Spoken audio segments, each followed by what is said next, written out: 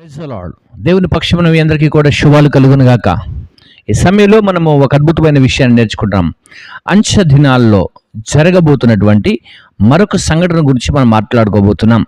So ఆ సమయంలో ఏం జరుగుద్ది? అంచె దినాలు వస్తున్నప్పుడు యేసుక్రీస్తు వారి యొక్క రెండవ రాకడ మధ్యాకాశంలో జరుగుతున్నప్పుడు, భూమి మీద ఆయన స్వరం వినపడుతున్నప్పుడు, పరిశుద్ధులందరూ కూడా ఆయన స్వరాన్ని వినడానికి సిద్ధంగా ఉన్నప్పుడు, దేని ప్రజలారా ఈ భూమి మీద ఏం జరుగుతూ ఉందంటే, తెలివి, ప్రతి మనిషికి కూడా తెలివి ఎక్కువైపోద్ది. అంతేకాదు వేగం పెరిగిపోద్ది. వేగం, స్పీడ్గా ఆలోచన చేయడం, స్పీడ్గా పరిగెత్తడం, అన్ని ప్రతిదానికి కూడా స్పీడ్ ఎక్కువైపోతూ ఉంటుంది. మనం చూస్తూ ఉంటాం ఈ కాలంలో 4th generation, 5th generation, 6th generation.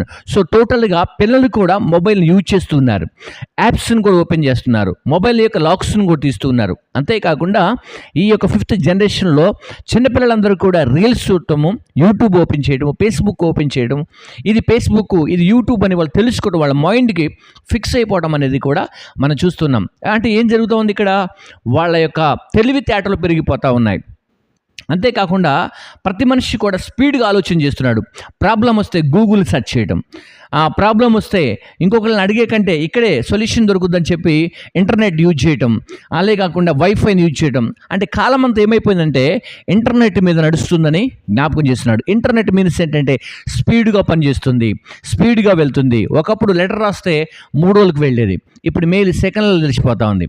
ఒకప్పుడు మనం ట్రంక్ కాల్ చేయాలంటే కలెక్షన్ కలిపే కొంత టైం పట్టేది, ఇప్పుడు అదేం లేదు. 4th జనరేషన్, 3rd జనరేషన్ వచ్చింది కాబట్టి స్పీడ్గా మొబైల్ వెళ్తుంది. అటువైపు ఉన్నటువంటి వాళ్ళని చూడాలంటే మనకు ఆ ఫెసిలిటీస్ కూడా దాదాపుగా లేదు. కానీ 1-2 years బ్యాక్ నుండి 4th, 5th జనరేషన్ వచ్చిన తర్వాత, 4G వచ్చిన తర్వాత మనము వీడియో కాల్ ద్వారా అవతల వాళ్ళ విషయాలు వెంటనే స్పాట్లో తెలుసుకోగలుగుతున్నాం.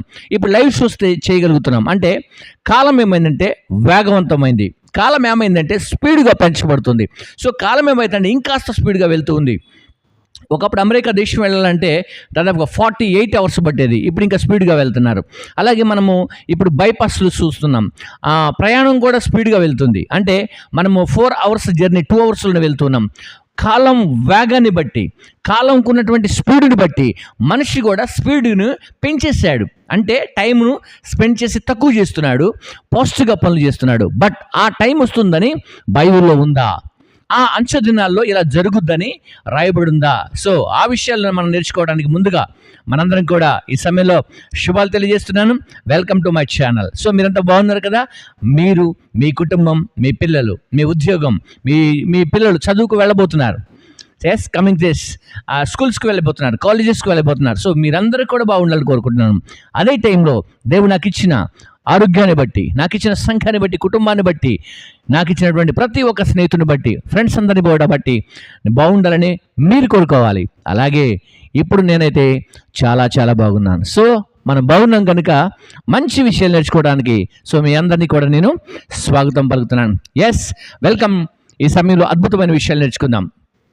క్రీస్తు రాకడలో ఏం జరుగుద్ది అనే విషయాలు, అంచె దినాల్లో ఏం జరుగుద్ది అనే విషయాలు క్లుప్తంగా స్పష్టంగా నేర్చుకోవడానికి మనము ప్రయత్నం చేద్దాం. ఈ సమయంలో ఇంతకు ముందు ఉన్నటువంటి వీడియోస్ను కూడా నేను మీకు పరిచయం చేస్తాను. ఇంతకుముందు మనం చేసినటువంటి వీడియోస్ సో ఏమై ఉన్నాయో ఒకసారి వాటిని కూడా మీకు నేను పరిచయం చేస్తాను. దానికి ముందుగా అంచెకాల దినాల్లో విచ్చలవిడిగా లైంగిక కార్యకలాపాలు జరుగుతాయని మనము పోయినటువంటి వీడియో చేసి చూసాం. సో ఆ వీడియోలో కూడా చాలా మంచి స్పందన వచ్చింది, చాలామందికి అది రీచ్ అయిందని నేను నమ్ముతున్నాను. అంటే వ్యూస్ తక్కువగా ఉండొచ్చు, కానీ ఇద్దరు చూసినా పర్లేదు, ఒకరు చూసినా పర్లేదు, సత్యాన్ని నేర్చుకుంటే ఐఎమ్ సో హ్యాపీ. బట్ ఈ సమయంలో అలాంటి విషయాన్ని నేను మరలా మీకు జ్ఞాపకం చేస్తున్నాను. కాబట్టి ఈ సమయంలో మనం నేర్చుకున్న వీడియోస్, మనం చూస్తున్న వీడియోస్ అన్నీ కూడా ఒకవేళ మన ఆధ్యాత్మిక జీవితాన్ని ఆశీర్వాదకరంగా మారిస్తే నేను చాలా సంతోషిస్తాను. కాబట్టి మనం అలా ఉండాలి.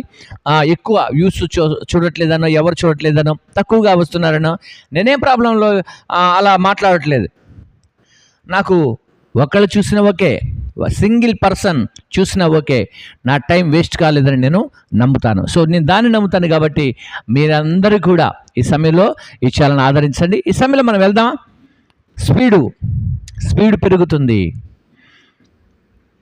వేగం పెరుగుతుంది, వేగం పుంజుకుంటుంది, తెలివితేటలు ఎక్కువ అవుతాయి.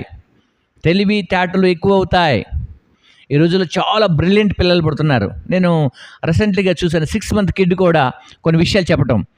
చిన్న పాప, చిన్న బేబీ కూడా 1 year ఉన్నవాళ్ళు చాలా స్పీడ్గా మాట్లాడతాం. మరి కొంతమంది పిల్లలు భారతదేశంలో ఉన్న రాష్ట్రాలని గుర్తుపెట్టుకోవడం, అంతేకాకుండా మన భారతదేశ చరిత్రలో హిస్టరీలో ఉన్నటువంటి చరిత్రకారుల యొక్క పేర్లు చెప్పటం. చిన్నపిల్లలే వాళ్ళందరూ కూడా పిల్లలు కాదు పిడుగులు అని వాళ్ళు ఈ మధ్యకాలంలో కొంతమంది స్టోరీస్ కూడా చేస్తున్నటువంటి వారు ఉన్నారు. అంటే దీన్ని బట్టి మనకి ఏమర్థం అవుతుందంటే లోకము, దేశము, ప్రపంచం అంతా ఏమైంది స్పీడ్గా ముందుకు వెళ్తుంది. పిల్లలు కూడా చూడండి చాలా స్పీడ్గా చదివేస్తున్నారు. కాబట్టి ఈ సమయంలో మీ అందరికీ కూడా ఆ విషయాన్ని జ్ఞాపకం చేస్తూ మనమందరం కూడా లైవ్లోకి పోవాలని, వీడియోలోకి పోవాలని నేను కోరుకుంటున్నాను. ఈ సమయంలో మనందరం కలిసి ఒక్కసారి బైబిల్ గ్రంథాన్ని విజిట్ చేద్దాం. సో అందులో మరి ఈ రోజు ఉన్నటువంటి టాపిక్ ప్రకారంగా తెలివితేటలు ఎక్కువైపోతాయి. క్రీస్తు రాకడకు ముందుగా అంచె దినాల్లో కూడా ఏమవుతాయట?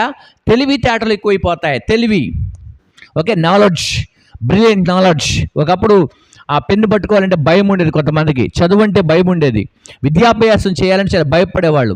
ఈ రోజుల్లో కామన్ అయిపోయింది ఇంగ్లీష్ మీడియంలో, అంతేకాకుండా ప్రతి భాషలో కూడా స్కూల్స్ కూడా ఎక్కువైపోయాయి. కాబట్టి ఈ సమయంలో మనం అవన్నీ కూడా జ్ఞాపకం చేసుకుంటూ ముందుకు వెళ్దాం.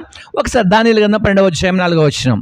దానియేలు గ్రంథం 12వ అధ్యాయం వచనం 4ను స్పష్టంగా చదువుకోవడానికి ప్రయత్నం చేద్దాం. దానియేలు, నీవు ఈ మాటలను మరుగు చేసి అంత్యకాలము వరకు ఈ గ్రంథమును ముద్రింపుము. అంత్యకాలము వరకు, క్రీస్తు రాకడ వరకు. ఈ గ్రంథము క్రీస్తు రాకముందు రాశారు. అంటే ఎప్పుడు? యేసుక్రీస్తు వారు శిశువుగా మరియమ్మ గర్భంలో పుట్టక ముందు ఈ గ్రంథం రాయబడింది. అలాంటి ఈ గ్రంథంలో దేవుడు ఏం చెబుతున్నాడంటే మరుగు చెయ్యి. అంటే మొదటిగా వచ్చే విషయాన్ని, ఆ తర్వాత రెండవసారి వచ్చే విషయాన్ని కూడా, అంత్యకాలము, లాస్ట్ డేస్, ప్రపంచానికి చివరి దినాలు అనే విషయాన్ని కూడా జ్ఞాపకం చేస్తున్నాడు ఇక్కడ. సరే చూద్దాం అనమాట ఏమని రాస్తున్నాడు. ముద్రింపము, చాలామంది నలుదిశలను సంచరించినందున తెలివి అధికమవును. ఈ రోజుల్లో మనోళ్ళు ఫాస్ట్గా అమెరికా దేశం వెళ్తున్నారు, చాలా స్పీడ్గా అమెరికా తెలివితేటలు కూడా నేర్చుకుంటున్నారు. అమెరికాలో సెటిల్ అవుతున్నారు, గ్రీన్ కార్డ్ సంపాదిస్తున్నారు. అమెరికానే కాదు, మనోడు రష్యా వెళ్తున్నారు, సోవియట్ రష్యా వెళ్తున్నారు, ఇంగ్లాండ్ దేశం వెళ్తున్నారు, జర్మనీ వెళ్తున్నారు. ఈ రోజుల్లో చూడండి చాలా స్పీడ్గా అయిపోతుంది. చదువుకోవటం, అక్కడే ఉద్యోగం చేయటం, దేశాలు తిరగటం. దానివల్ల ఏమొస్తుందంట? తెలివితేటలు నలుదిశలు వెళ్ళటం వలన, 4 ప్రాంతాలు తిరగటం వలన, 4 ప్రాంతాలు తిరగటం వల్ల ఏమైందట? తెలివి అధికమవునని నాతో మాట్లాడు గాబ్రియేలుతో చెప్పాను. ఒక దూత ఈ విషయాన్ని చెప్పిందనమాట. ఈ రోజున నేను కూడా మీకు చెబుతున్నాను. ఏం చెబుతున్నానంటే క్రీస్తు రాకడ సమీపమైనప్పుడు ప్రతి మనిషిలో, ప్రతి వ్యక్తిలో, చిన్నపిల్లలు కావచ్చు, పెద్దవాళ్ళు కావచ్చు, ఈ 4th జనరేషన్లో, 3rd జనరేషన్లో, 5th జనరేషన్లో ఈ జన్మించిన బిడ్డలందరికీ కూడా ఏమవుతుందంటే తెలివితేటలు ఎక్కువ అవుతాయి. దాదాపుగా ఒక 5 years బ్యాక్ చిన్నపిల్లలు ఎవరు కూడా మొబైల్ యూజ్ చేయలే, ఎవరు మొబైల్ కూడా పట్టుకునేవాళ్ళు కాదు. ఇప్పుడు ప్రతి ఒక్కరు కూడా మొబైల్ పట్టుకుంటేనే భోజనం చేస్తున్నారు, మొబైల్ ఇస్తేనే చదువుకుంటున్నారు. అర్థమవుతుందా? అంతేకాకుండా మనం చూస్తే ఇంతకుముందు ఆంధ్రప్రదేశ్ రాష్ట్రంలో వైఎస్ జగన్మోహన్ రెడ్డి గారు కూడా సీఎంగా ఉన్నప్పుడు అందరికీ ట్యాబ్స్ ఇచ్చారు చదువుకోవటానికి కూడా. ఒకప్పుడు పుస్తకాలు కొనడానికి డబ్బులు లేవు, ఒకప్పుడు పుస్తకాలు పట్టుకొని పెన్నులు పట్టుకొని రాసుకోవడానికి అమౌంట్ లేదు, మనీ లేదు దొరిమిడారా. అంతేకాకుండా ఒకప్పుడు పలక పట్టుకొని బలపం పట్టుకొని రాయటానికి కూడా డబ్బు లేదు. ఒకప్పుడు లైట్ కింద కూర్చొని చదువుకోవడానికి లైట్ లేదు. కానీ ఈ రోజున ఎక్కడికి వచ్చిందంటే జనరేషన్ చూసారా, ఒకప్పుడు వీధి లైట్ల కింద కూర్చొని చదువుకున్న వాళ్ళు కూడా ఉన్నారు. ఓకే, మనకు ముందున్నటువంటి నాయకులు, పెద్ద పెద్ద సంస్థలను నడిపించినటువంటి వారు ఆ కాలంలో కొంచెం చదువుకున్న వీధి లైట్ల కింద, స్ట్రీట్ లైట్ల కింద కూర్చొని చదువుకున్నటువంటి వారు కూడా ఉన్నారు. కానీ ఈ రోజున ట్యాబ్స్ పెట్టుకొని, ఇంటర్నెట్ యొక్క కనెక్షన్ తీసుకొని, ల్యాప్టాప్స్ పెట్టుకొని చదువుకుంటున్నటువంటి చదువు మనం చూస్తూ ఉన్నాం. సో ఈ యొక్క చదువు ఏమైందంటే తెలివి ఎక్కువైపోయింది, ఈ తెలివి జ్ఞానం ఎక్కువైపోయింది. అలాంటి జ్ఞానమును ఈ రోజుల్లో వస్తుందని దానియేలు అనగా యేసుక్రీస్తు వారు రాకంటే ముందే ఈ గ్రంథాన్ని రాశాడు. ఆ తర్వాత యేసుక్రీస్తు వారు వచ్చారు, 33 సంవత్సరాలు బ్రతికి ప్రతి మనిషి యొక్క పాపములు కడగటానికి సిలువలో 33 కొరడా దెబ్బలు తిని ప్రాణం పెట్టి తిరిగి లేచి వెళ్ళిపోయాడు. ఆయన మరలా వస్తాడు. ఒక దినం అంత్యకాలం వస్తుంది, అంత్య దినములు వస్తాయి. ఆ అంత్య దినాలు వచ్చినప్పుడు ఇదిగో ఇలా తెలివితేటలు పెరుగుతాయని యేసుక్రీస్తు వారు ఈ భూమి మీద జన్మించకంటే ముందే ఇక్కడ దానియేలు గ్రంథంలో ఈ మాట రాయబడి ఉంది. అంటే యేసుక్రీస్తు వారు వచ్చారు, అలాగే ఆయన ప్రాణం పెట్టారు, తిరిగి లేచారు, మరలా పరలోకం వెళ్ళారు, మరలా వస్తారన్న సంగతి ఇప్పుడు ఇక్కడ రాశాడు. అంటే గమనించండి, ఎవరు చెప్పారట ఇక్కడ? గాబ్రియేలు దూత చెప్పింది, గాబ్రియేలు చెప్పాడట. గమనించండి, మొదటి యొక్క జన్మ భూమి మీద, యేసుక్రీస్తు వారి యొక్క జన్మ ఈ భూమి మీద ఉద్భవించడానికి మత్తయి సువార్తలో మనం చూస్తే గాబ్రియేలు శుభాలు చెప్పి మరియకు ఈ భూమి మీదకి యేసుక్రీస్తు వారు వస్తున్నారని చెప్పారు. అర్థమవుతుందా? ఈ గాబ్రియేలే మరలా ఇక్కడ దానియేలుకు చెబుతున్నారు. 1 అప్పుడొస్తాడు, 2 అంశకాల దినములో తెలివితేటలు ఎక్కువైన తర్వాత కూడా రక్షకుడైన దేవుడు వస్తాడని ఇక్కడ చెబుతున్నాడు. చూసారా ఎంత బ్రిలియంట్ అండి కదా. ప్రపంచంలో దేవదూతల్లో ఉన్నటువంటి ఆ క్వాలిటీస్లో ఒక క్వాలిటీ చూసారా, ఎంత చక్కగా మరి రాకడ గురించి, యేసుక్రీస్తు వారి యొక్క రాకడ గురించి స్పష్టంగా ఉన్నది ఉన్నట్టుగా గాబ్రియేలు ఎవరు చెబుతా ఉందంటే ఇక్కడ దానియేలుకు చెబుతా ఉంది. నేను అందుకే అక్కడికి వస్తున్నాను. మీరు మరొకసారి మీరందరూ కూడా అక్కడ వస్తే బాగుంటుంది. దానియేలు గ్రంథం 12వ అధ్యాయంలో మనం చూసాం కదా, 4వ వచనంలో ఏం చెబుతున్నాడు అక్కడ? మంచి మాట. దానియేలు, నువ్వు ఈ మాటలు ఏం చేస్తావంటే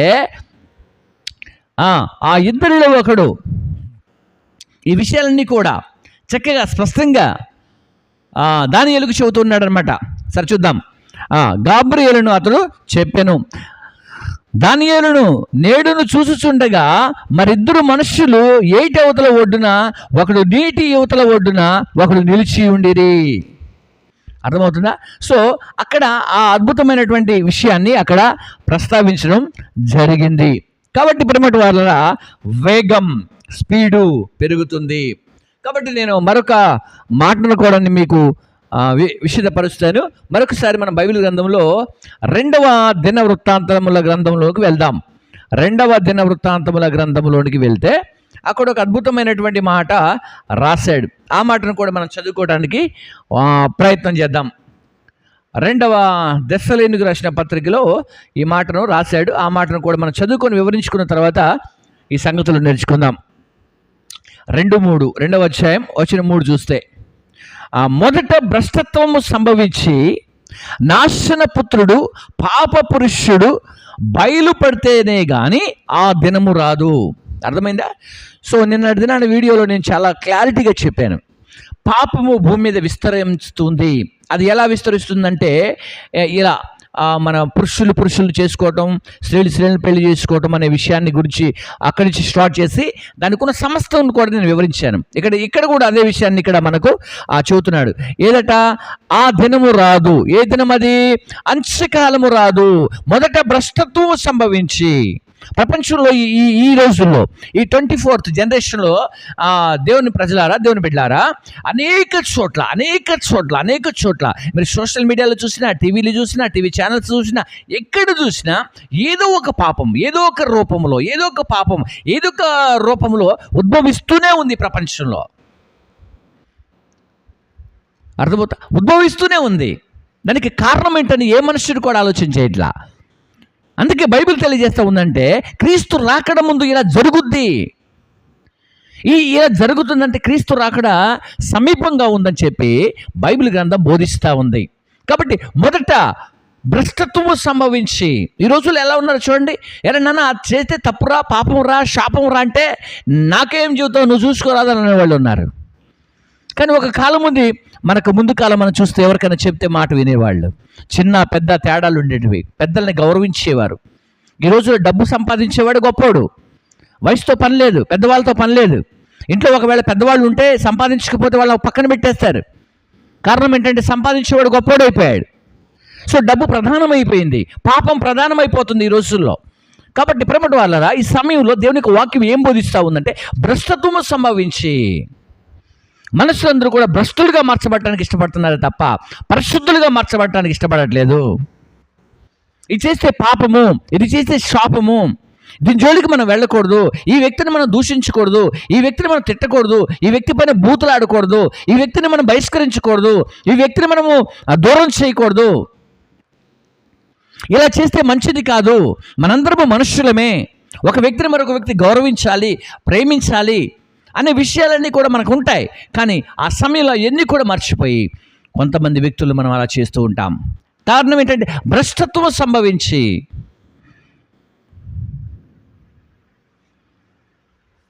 అందుకే ఇక్కడ మాట రాస్తూ ఉన్నాడు. చూద్దాం ఒకసారి. ఇప్పుడు 4వ వచనం చదువుతున్నాడు, చూద్దాం ఒకసారి. ఏది దేవుడు అనబడునో, ఏది పూజించబడునో దాని అంతటిని ఎదురించుచు దానికంతటికి పైగా వాడు తను తానే హెచ్చించుకొనుచు తాను దేవుడునని తన్ను కనపరుచుకొనుచు దేవుని యొక్క ఆలయమును గూర్చి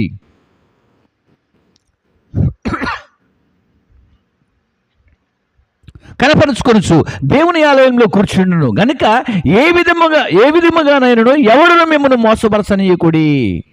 అర్థమవుతా ఉందా?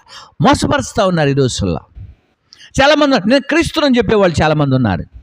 నేనే క్రీస్తుని ఆరాధన చేసుకునే వాళ్ళు కూడా చాలామంది ఉన్నారు. బట్ ఈ టైంలో దేవుని ప్రజలారా ఒకసారి గమనించాలి. భ్రష్టత్వం అంటే అదే.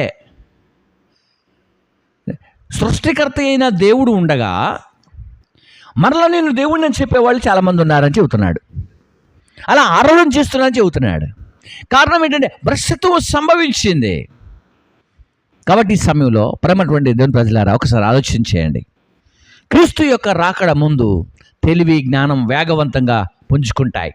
మనం చూస్తున్నాం ఈ మధ్యకాలంలో మనం ఒక ట్రైన్ ఎక్కితే దాదాపుగా ఒక 200 కిలోమీటర్లు పోవాలంటే ప్రేమటి వాళ్ళారా దాదాపు మనకు ఒక 4-5 గంటలు పట్టేది. జస్ట్ ఇప్పుడు గంట బావులోనే వెళ్ళిపోయే స్పీడ్ వేగం పెరిగిపోయింది. బుల్లెట్స్ ట్రైన్స్ వచ్చాయి, స్పీడ్గా వెళ్ళేటి, ఫాస్ట్గా వెళ్ళిపోతాయి. సో స్పీడ్ ఎక్కువైపోయిందన్నమాట. సో ఇలాగనే కంటిన్యూ అవుతున్నప్పుడు ఏం జరగబోతుంది ప్రపంచం అంటే, నేను జపాన్ను చూసాం. జపాన్ కంట్రీస్లో మనం చూడగలిగినటువంటి కంట్రీలో ఒక అద్భుతమైన కంట్రీగా మార్చబడింది. దాదాపుగా 2050 సంవత్సరాల వరకు ఆ కంట్రీలో అసలు ఎలాంటిది కూడా వర్క్ కూడా చేత్తో పట్టుకునే పని లేకుండా ఎలక్ట్రికల్ టోటల్గా రోబోట్స్ వర్క్ చేయటం. సో చూస్తూ ఉన్నాం మనం. అంటే ఏమవుతుంది, వేగవంతంగా ప్రపంచం ముందుకు వెళ్తుంది. మనిషి వేగవంతంగా ఆలోచన చేస్తున్నాడు, రాబోతున్న దాన్ని కనిపెడుతున్నాడు ఇప్పుడే. అర్థమవుతుందా? ఇలాంటివన్నీ జరుగుతున్నాయి. కాబట్టి క్రీస్తు రాకడలో ఇవన్నీ జరుగుతాయి. మై ఫ్రెండ్స్, మరి ఇప్పటివరకు మీరు చూస్తున్నటువంటి ఈ వీడియో మరి మీకు నచ్చితే ఒక లైక్ కొట్టండి, ఓకేనా? సో మీరందరూ కూడా బాగుండాలని కోరుకుంటున్నాను. ఈ సమయం ప్రార్థన చేసుకుందాం. యేసు ఎవరు? యేసు రక్షకుడా, లేకపోతే మహనీయుడా, గొప్పవాడా, దేవుడా, సృష్టికర్త? మరి ఏం చేస్తాడు ఆయన వస్తే ఏం జరుగుద్ది అనే విషయాలు తెలుసుకోవాలని ఇంకా ఉందా? ఆశపడుతున్నావా? But be continue next video. అప్పటి వరకు దేవుని కృప నేను వెంబడించిన గాక. దయాదాక్షిణ్యపూర్ణమైన తండ్రి కృప సత్య సంపూర్ణమైన దేవానికి వందనాలు. ఈ సమయంలో కృప కాపుదల కనుక తోడుగా ఉంచి దీవించమని, ముందున్న సమయాన్ని మీరు వాడుకుంటారని, ఈ లైవ్ చూస్తున్న వీక్షకులందరినీ కూడా దీవించండి, నీ రక్షణ మార్గంలో నడిపించమని యేసును ప్రార్థించి పెట్టుకుంటాము తండ్రి. Amen. So God bless you. అందరికీ వందనాలు. శుభాలు కలుగును గాక.